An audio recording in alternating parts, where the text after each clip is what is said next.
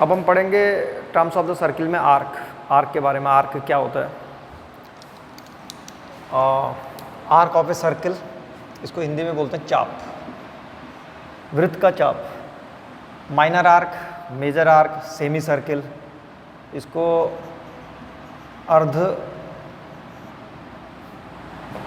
अर्धवृत्त, और उसके बाद सरकमफ्रेंस को देखेंगे। सरकमफ्रेंस को बोलते हैं परिधि। जैसे ये जो सर्किल है, इसके किसी भी हिस्से को हम आर्क बोल सकते हैं। ये देख रहे हो, यहाँ से लेकर के यहाँ तक A, X, B, ये पॉइंट ले लिया हमने, ये आर्क है। और ये वाला भी आर्क है, यहाँ से लेकर के ये A, इसको नाम दे देते हैं YB, थोड़ा नाम में सही रहता है ना, पता चल जाता है भाई AYB, AXB, ये दो आर्क हैं।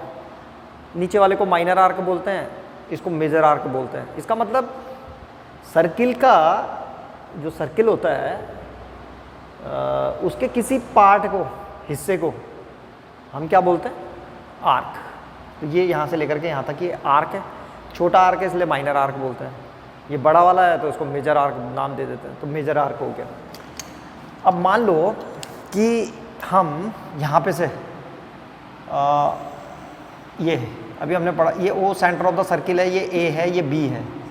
अभी हमने पढ़ा था पिछले उसमें कि पिछले सेशन में कि जो लॉन्गेस्ट कॉर्ड होती है वो कहाँ से होकर के जाती है? सेंटर ऑफ द सर्किल से, और उसी को डायमीटर बोलते हैं। तो डायमीटर हमेशा सर्किल को दो बराबर हिस्सों में तोड़ देता है। इसके ऊपर वाले पार्ट को, ये यहाँ से लेकर के यहाँ तक, ये जो हिस्सा है, ये वाला पोर्शन जो है यहाँ से लेकर यहाँ तक, इसको बोलते हैं हम सेमी सर्किल। क्या है ये हो गया सेमी सर्कल, यानी कि आधा हिस्सा, उसको सेमी सर्किल। ऐसे ये नीचे वाला भी सेमी सर्किल हो गया, सेमी सर्कल, सेमी सर्किल, ये सेमी सर्किल हो गया। आधे सर्किल को सेमी सर्किल बोलते हैं।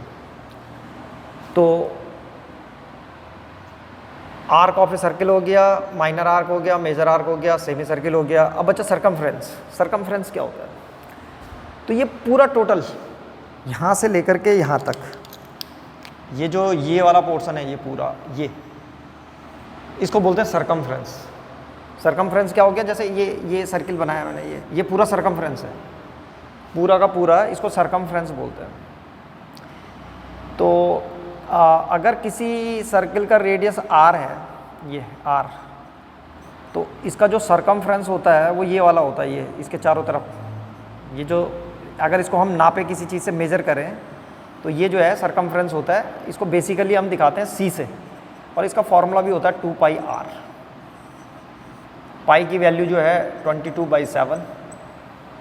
पाई पे फिर किसी दिन डिस्कस करेंगे, ये भी काफ़ी इंटरेस्टिंग चीज़ है।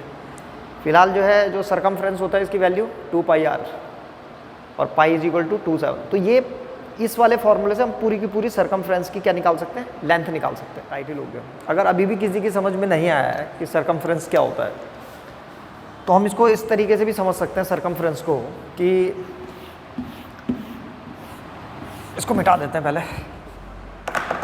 मान लीजिए ये कोई सर्किल है ऐसे करके, और हमने इसको ऐसे करके खोल दिया पूरा सर्किल को। यहाँ से मैंने इस पॉइंट A को पकड़ा, यहाँ पे B को पकड़ा। मान लीजिए वायर का बना हुआ है ये, तार का, ऐसे घुमा करके, तो इसको सीधा कर दिया हमने। तो जब सीधा करेंगे तो कुछ इस तरीके से आ जाएगा। यहाँ पे B पॉइंट आएगा, यहाँ पे A पॉइंट आएगा। इसको नाप लो, ये कितना है, वही सरकमफ्रेंस है। सिंपल। अरे आ रहा है ना समझ में? मान लो एक वायर है ये AB, इस AB को घुमा करके हमने क्या बना दिया? एक सर्कल बना दिया। तो ये जो AB की लेंथ होगी, यही जो है सरकमफ्रेंस है। सिंपल। तो इसका मतलब क्या हुआ? ये जो बाउंड्री होती है सर्किल की, इसी का जो, इसकी जो लेंथ होती है, उसी को हम सरकमफ्रेंस कहते हैं। तो ये सरकमफ्रेंस की यहाँ पे से डेफिनेशन भी है ये।